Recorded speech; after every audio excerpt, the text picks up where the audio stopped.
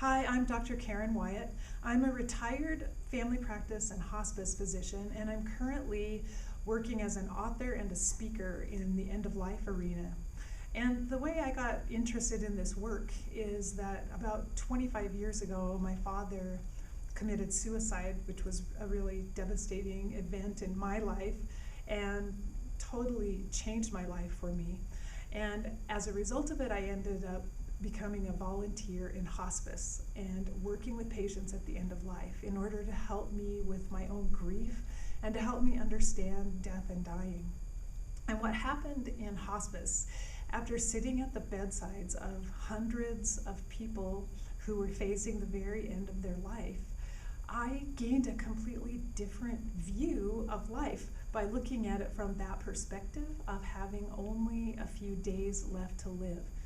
And I was so impressed that my patients had this passion for life, even though they were at the very end of it, that they seemed to know how to make the most of every moment they had, how to live in the present moment and enjoy everything they experienced.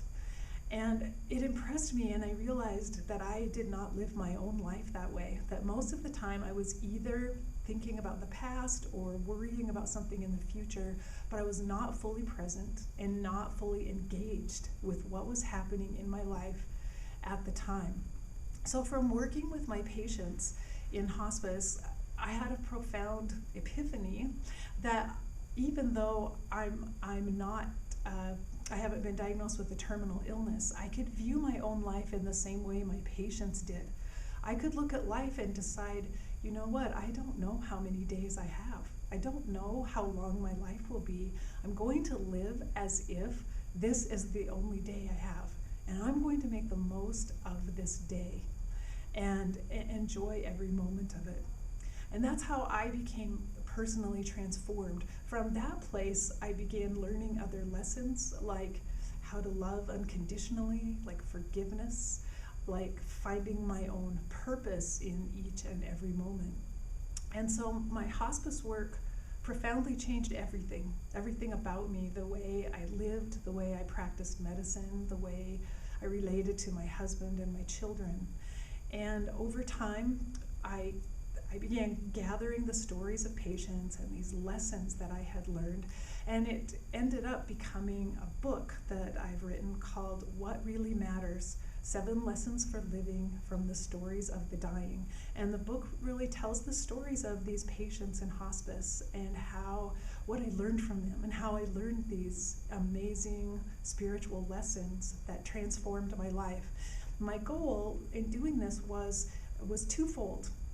On the one hand, I wanted to share the spiritual lessons with other people because I found that they formed a roadmap of sorts, that a person who perhaps was interested in spirituality but hadn't really pursued it before could follow these 7 lessons and learn for themselves the spiritual practices that I was able to learn through the eyes and through the stories of patients who were dying.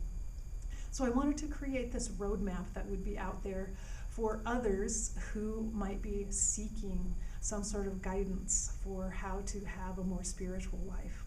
And in addition, I wanted to tell the stories of dying patients because our society is so death phobic, and it continues to be a big problem in our society. We're finding so much of the healthcare dollar is being spent on the end of life because patients are unable to say in advance how they would like their last days of life to be, and the medical system does everything for them and spends billions of dollars on futile care at the end of life. And our society needs a great deal of help in order to come to terms with the end of life and even to embrace it as a natural part of life and in fact a necessary and important part of life.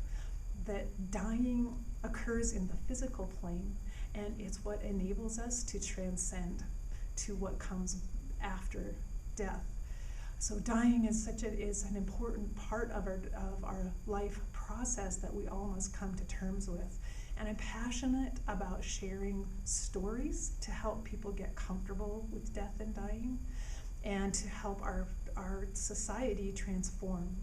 So currently I do a great deal of speaking for groups. I talk with lay groups about death and dying, the process of dying, tell stories to them, help them feel more comfortable with their questions about death and dying. I also talk to medical groups, doctors in particular, to help doctors who themselves have difficulty approaching death and dying.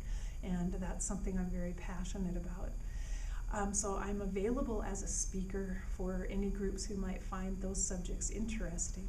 And in addition, I've created an online interview series called End of Life University, and I interview people from all arenas of end of life care and broadcast those interviews twice a month. And I'm doing that as a service, just creating an archive of interviews with all kinds of information about death and dying and funerals and green burials, all sorts of information for people who might need to learn more, who can tune into those interviews. And to find the interviews, the website is eoluniversity.com. That's endoflifeuniversity.com. My personal website is KarenWyattMD.com. And I have a newsletter, I have a workbook that accompanies my book, What Really Matters. The workbook has exercises and practices for the 7 lessons in What Really Matters. And you can purchase the book on that website if you're interested, or from Amazon. And I hope that you'll come to KarenWyattMD.com and connect with me, because I love hearing from people who are interested in the subject. Thank you very much.